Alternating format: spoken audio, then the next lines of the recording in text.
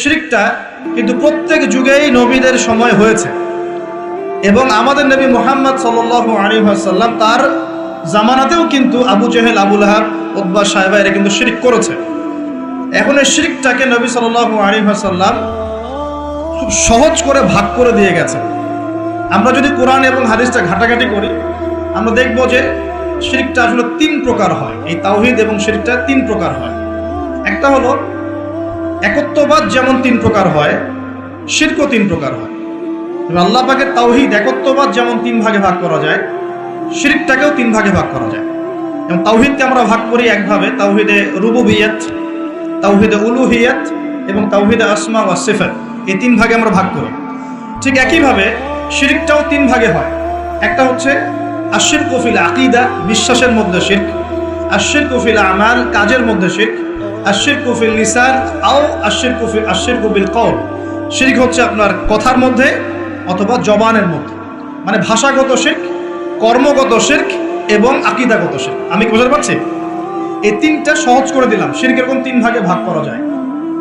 উদাহরণ দিলে পরিষ্কার হবে। যেমন বিশ্বাসগত শিরক, যেমন কোনো মানুষ যদি বিশ্বাস করে যে মহাবিশ্বের কোনো স্রষ্টা নাই, এই মহাবিশ্ব এমনি এমনি সৃষ্টি হয়েছে, এটা বিশ্বাসগত শিরক, তাই না? কেউ যদি বিশ্বাস করে যে আল্লাহ এই বিশ্বকে সৃষ্টি করেছেন কিন্তু আল্লাহর পাশাপাশি আরো ইলাহ আছে, নাউযুবিল্লাহ, এটাও হবে বিশ্বাসগত শিরক। কেউ যদি মনে করে যে আল্লাহ পর্যন্ত পৌঁছতে হলে আমাকে এই যে চন্দ্র, সূর্য, গ্রহ, নক্ষত্র, গাছপালা এগুলোর পূজা করতে হবে, শিরক। এটা হলো বিশ্বাসগত শিরক। ধরেন কেউ যদি মনে করে যে আল্লাহ বলতে কেউ নাই, নাস্তিকতায় বিশ্বাস করে কোনো ইলাহ নাই, এই মহাবিশ্ব বিগ ব্যাং থেকে সৃষ্টি হয়েছে, এটাও হবে কি চিন্তাগত, আকীদাগত শিরক।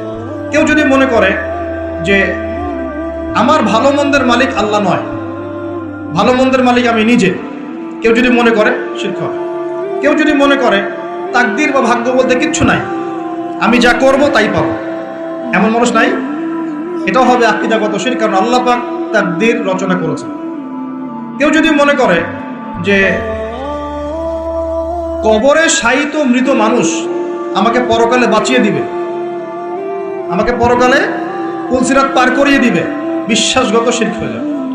কেউ যদি মনে করে যে অমুক ওসিলা মাধ্যম ধরলে আমি সন্তান লাভ করব, এটাও শিরক। সন্তান দেওয়ার মালিক কে? কেউ যদি মনে করে আমি পরিশ্রম করি বলেই রিজিক প্রাপ্ত হই, শিরক। আমি পরিশ্রম করি, কাজ করি, ব্যবসা করি, চাকরি করে বলেই তিন বেলা খেতে পারি, শিরক। কে খাওয়ায়? কেউ যদি মনে করে যে আমি খুব রুটিন লাইফ লিড করি, ভালো মন্দ বেঁচে চলি, ভালো ভালো খাই, ব্যায়াম করি, এই কারণে আমি সুস্বাস্থ্যের অধিকারী, শিরক। সুস্বাস্থ্য দিয়েছেন কে? কেউ যদি মনে করে যে আমার হাতে একটা আংটি আছে, এই আংটি খুলে ফেললে আমার রোগ হবে, এটা হবে বিশ্বাসগত শিরক। কেউ যদি মনে করে আংটিটা খুলে ফেললে আমার রোগ বেড়ে যাবে, অথবা আংটি খুলে ফেললে আমি মারা যাব, আমার কোনো ক্ষতি হবে, বিশ্বাসগত শিরক। কেউ যদি মনে করে ভালোগুলো সব আল্লাহর পক্ষ থেকে আসে আর খারাপগুলো শয়তানের পক্ষ থেকে আসে, এটাও শিরক। কারণ ভালো মন্দ দুটোই কার পক্ষ থেকে আসে? আল্লাহর পক্ষ থেকে। চুল আঁচড়াচ্ছেন, চিরুনিটা হাত থেকে পড়ে গেল। কেউ যদি মনে করে এখন মেহমান আসবে বাসায়, এটা হবে একটা শিরক। বাসা থেকে বের হয়েছেন, হঠাৎ করে হোঁচট খেলেন, এই কাপড়টা আটকে গেল, আপনি মনে করছেন হয়তো বাইরে গেলে কোনো অমঙ্গল অকল্যাণ হতে পারে, বিশ্বাস করলেই শিরক। কেউ যদি মনে করে যে রাস্তার পাশে লোক বসে আছে টিয়া পাখি নিয়ে, ও আমার ভাগ্য বলতে পারে, বিশ্বাস করলে শিরক। কেউ যদি পত্রিকা খুলে দেখে রাশি ফলে লেখা আছে তুমি সিংহ রাশি, তোমার আজকের দিনটা এমন যাবে, বিশ্বাস করলে শিরক। কেউ যদি হাত দেখায় জ্যোতিষীকে, দেখিয়ে বলে যে আমার ভবিষ্যৎ বলে দেন, আমার কয়টা বিয়ে হবে, কয়টা বাচ্চা হবে, কেউ যদি বিশ্বাস করে, তাহলে শিরক। এরকম অসংখ্য শিরক হতে পারে, আমি বলে শেষ করতে পারবো না, যেগুলো মানুষের চিন্তার সাথে সম্পৃক্ত। কিসের সাথে সম্পৃক্ত? এই চিন্তার সাথে যে শিরকগুলো সম্পৃক্ত, এগুলোকে আমরা বলি আশিরকু ফিল আকীদা বা বিশ্বাসগত শিরক। আমি কি বুঝাতে পারছি? আমি সহজ করে দিচ্ছি। 2 নাম্বার হচ্ছে আশিরকু ফিল আমাল, কাজের মধ্যে শিরক। যেমন আল্লাহ বলেছেন আল্লাহর জন্য নামাজ পড়তে, যদি আমি বা আপনি অন্য কাউকে দেখানোর জন্য নামাজ পড়ি, কি হবে? শিরক। আল্লাহ বলেছেন আল্লাহর সন্তুষ্টির জন্য দ্বীনের জ্ঞান অর্জন করতে। এখন আমি যদি জ্ঞান অর্জন করি এই জন্য যে মানুষ আমাকে অনেক বড় বক্তা বলবে, অনেক বড় আলেম বলবে, মুফতি মুফাসসির বলবে, হ্যাঁ সবাই দাওয়াত করে খাওয়াবে আমাকে, ইত্যাদি ইত্যাদি। দুনিয়ার স্বার্থ থাকলেই এটা শিরক হয়ে যায়। কি হবে? শিরক হয়ে যায়। আল্লাহ পাক বলেছেন যে আল্লাহ রাব্বুল আলামিনকে সেজদা করতে। এখন আমরা যদি কোনো জড় পদার্থকে সেজদা করা শুরু করি, কি হবে? যদি কোনো মানুষকে সেজদা করি, যদি কোনো মৃত মানুষকে সেজদা করি, আচ্ছা এটা ক্লিয়ার রাখবেন আগে। আল্লাহ পাক বলেছেন আল্লাহর জন্য কুরবানি করতে, ফাসাল্লি লিরাব্বিকা ওয়ানহার। আল্লাহর জন্য কুরবানি করি আমরা, অন্য কারোর জন্য করি? যদি আল্লাহ ছাড়া অন্য কাউকে সন্তুষ্ট করার জন্য কেউ কুরবানি করে, কি হবে? শিরক হবে। আল্লাহ বলেছেন দান সদকা করতে আল্লাহর সন্তুষ্টির জন্য। এখন আমি দান সদকা করলাম, বড় একটা ফুটানি, যে আমাকে মানুষ বড় দানবীর বলবে, এরকম বিশ্বাস করলে, মনের মধ্যে নিয়ত থাকলেই শিরক হবে। হজ করতে বলেছেন আল্লাহ পাক আল্লাহকে সন্তুষ্ট করার জন্য। এখন আপনি হজ করে আসলেন এবং টাইটেল লাগিয়ে বেড়াচ্ছেন আমি অমুক আলহাজ হাজি সাহেব, ঠিক আছে? মানুষ আমাকে আলহাজ বলবে, হাজি সাহেব বলবে, মানুষ আমাকে তখন ভোটটা দিবে, ভোটের সময় তখন আমাকে মানুষ ভোটটা দিবে। ওই স্বার্থ যদি থাকে শিরক হয়ে যাবে। আমি বুঝতে পারছি না মনে হয়। ইবাদত বন্দেগীর ক্ষেত্রে যদি আল্লাহর সন্তুষ্টি ছাড়া অন্য কারো সন্তুষ্টি উদ্দেশ্য থাকে, শিরক হয়ে যাবে। বুঝতে পারছি কি? যেমন নজর মানত করতে হয় কার জন্য? আল্লাহর জন্য। আপনি যদি অন্য কাউকে সন্তুষ্ট করার জন্য নজর মানত করেন, কি হবে? শিরক হবে। আল্লাহ রাব্বুল আলামিন তার কাছে দোয়া করতে বলেছেন। এখন আপনি যদি অন্য কারো কাছে দোয়া করা শুরু করেন, চাওয়া শুরু করেন, কি হবে?